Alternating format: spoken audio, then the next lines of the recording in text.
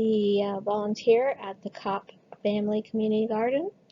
We have the garden as a result of family donation from the Kop family.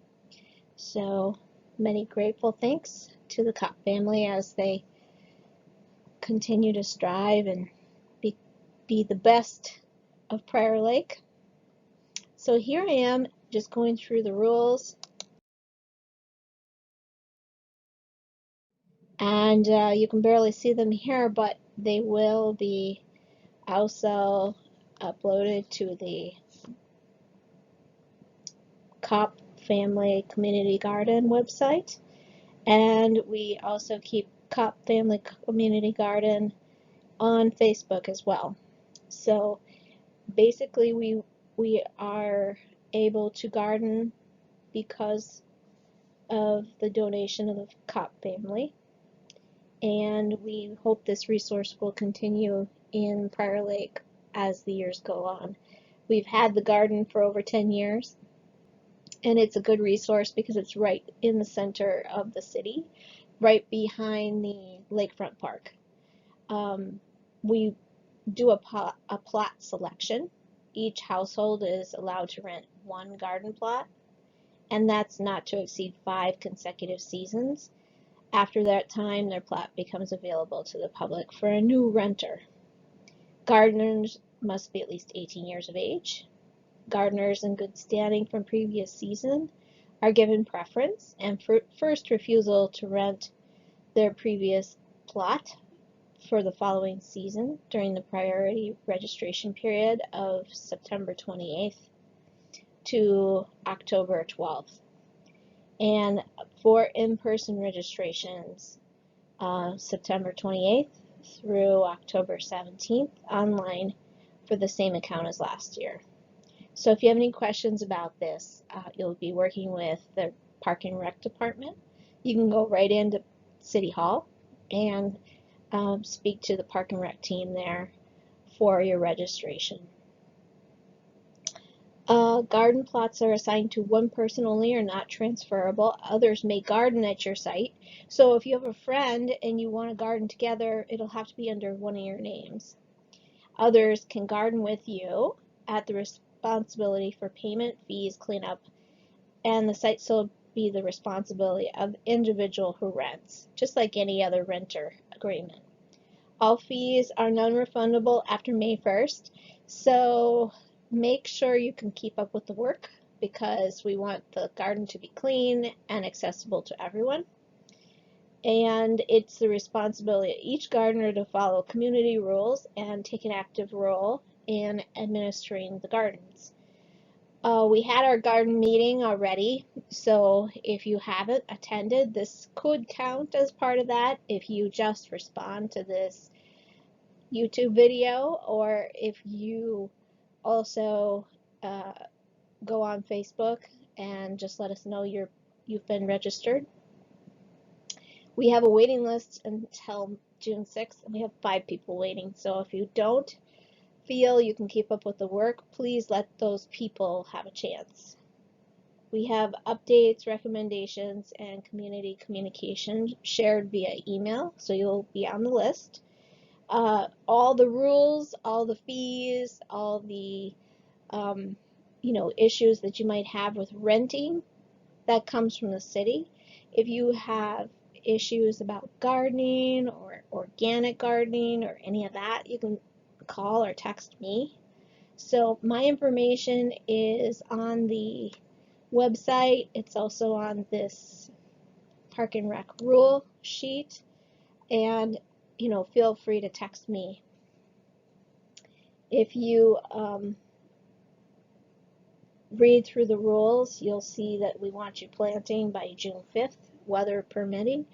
And I was thinking this year it would probably be good for me by May 5th to go out to the garden, just check through the plots and make sure I can give people one-on-one advice for what their plot is looking like right now. That'll give them a month, give you a really good head start, because cleaning up the garden is the key to success. There's so much thistle, weeding that you can do. So if you have any problems with your health or vacation, you need to follow through with your neighbors or a volunteer from your household to continue gardening, weeding during that time. If your plot is abandoned for more than 2 weeks without giving notice to me or to the Park and Rec department, we will count that as being abandoned and we will reassign it. We ask that your garden be cleaned by October 15th, and we want this to be known that this is a day where we can come in to the garden and issue a fee for cleanup. So that can be more expensive than your rental fee if you haven't cleaned your garden. If we don't hear back from you within a week of notification, you'll see this on section 7, we could be assessing you a $100 fee and you will not be able to rent in the future. We have some gardening tips here. Wood chips should stay in and around the garden perimeter, and you are responsible for weeds in the walkways. Sorry, this is a big deal. We had a fence all the way around the park, all the way around the garden. We had to take it down because people couldn't keep up with their small section of fencing. You know, even in the plots, we had some issues with no weeding. So it's really important for you to keep weeding, keep working on that. Be respectful of tall crops such as sunflowers and corn. Don't plant these where they could shade an adjacent plot. Sand and gravel are not permitted. Wood chips are only on the public paths. Plants should not protrude in the walkway or the next plot. Gardeners should leave a 6-inch unplanted border along each plot where there is not a walking path. That means you allow 6 inches on your side. Your friend, your neighbor next to you, allows 6 inches. That gives you both a foot of walking area. I have seen some gardeners put a board or two to mark that area and just lay it down on the dirt. That's super helpful. So if you can get some cedar and lay it alongside your borders and then do your fencing on the inside of that, that would be really well recommended. We have water hoses that are left at the garden. They get wrecked and ruined because we use them so frequently during the season. Last year was very hot and dry. Make sure you recoil those hoses and that you lay them on the ground so that they don't kink for the next gardener.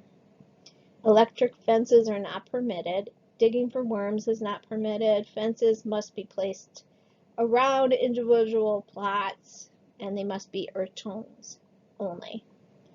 It cannot be something that is dangerous to other gardeners or to the community in general. So no, sharp edges or anything like that. You want to make sure that it's safe. Glass is not allowed in the garden, and we want gardeners not to plant, weed, or harvest from other members unless they're asked to do so. Power equipment can be only operated over 16 years of age. Shed cleanup occurs in the spring, and then committee makes executive decisions what to trash around June 6th.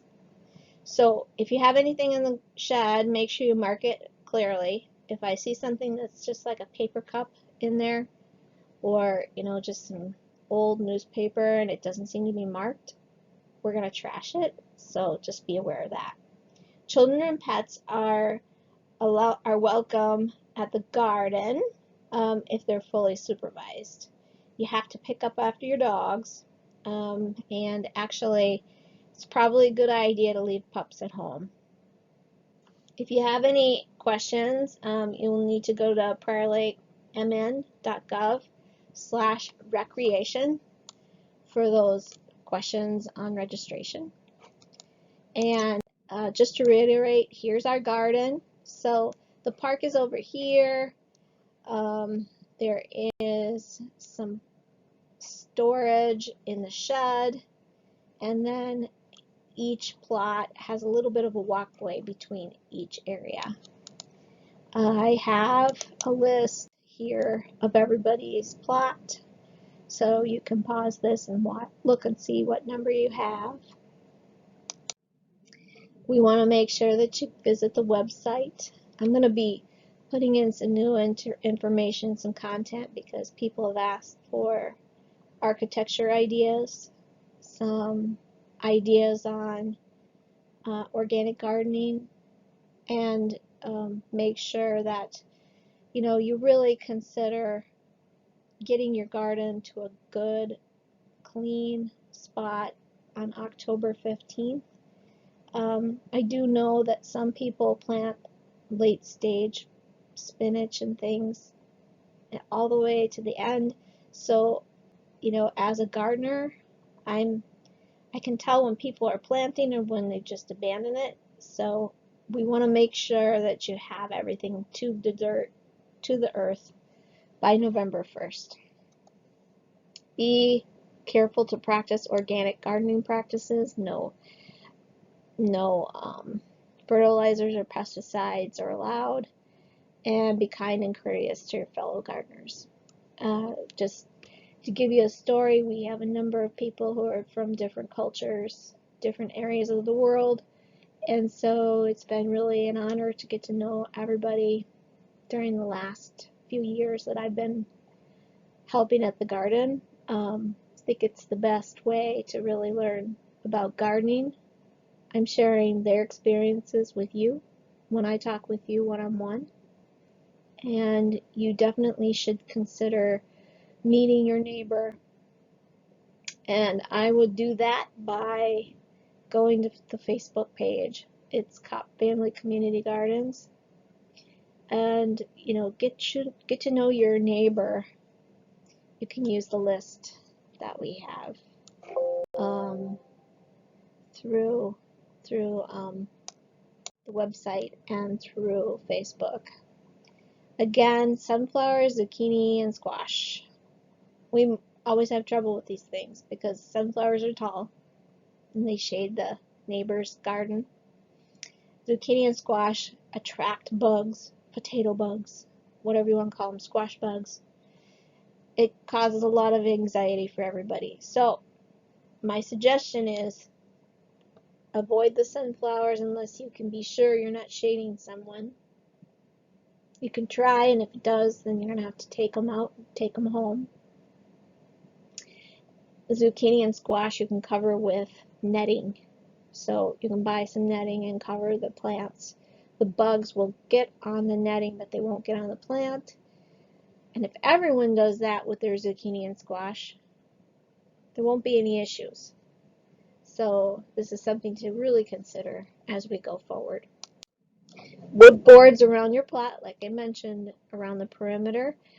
Tomato cages and wire fences are okay. Wire fences around your plot for pest control are really great. So you can net your entire wired fenced area. If you can get it to the ground, you're probably not going to see very many pests on your plants. This is the best organic way of gardening. Fences may be placed around individual plots. They must be uniform, one kind of material. If dangerous, irregular, or not solid in their placement, they will be removed at a cost to the gardener. Fences must add to the beauty of the garden and not be an eyesore. So this is a problem we've had in the past. Yeah. So ground cover, excessive weeding will need to be done in the garden. People continue to till. So if you till, you're actually tilling weeds into the dirt. You're creating more of a problem. So I have some suggestions: cardboard, landscape fabric, any material that does not have chemicals and leaching properties. So that could be plastic. Some plastic is biofilm. It's not really a chemical plastic. You can use black and white newspaper, black plastic, burlap, or muslin. Make sure to sign up on Facebook. The group is Kop Family Community Gardens, just like the website. And we share information there. There's some ideas about fertilizer, planting, cover, netting, architecture, when's the best time to plant, water, how to water. So huge amount of information there. The code for the shed is 4646. So if you have any questions about that, just text me. Be sure to clean out in the fall and keep that area clean as well. We used to have a tiller, but we got rid of that just because it wasn't working well and we didn't have really anyone to take care of it. So it's just one of those things that we tried, it didn't work. But this is my little tiny video about our garden. We have a lot of different things that go on during the year, but one of the things that we find most beneficial is the produce that we get out of the garden is substantial. So consider recipes, consider how you're going to preserve all your product. And if you just grow flowers, that would be fantastic. You wouldn't have to net any of that. So you wouldn't need fencing, you'd just be growing flowers. And it would be huge for the bees in the area. So anything you can do that way would be great. If you're keeping flowers unnetted, you're going to allow bees to come in. If you net, you're not going to get any benefit from bees. So it's just one of those things that we sometimes have to deal with. But if you have any questions, let me know. I'm here. Thanks. Have a good day.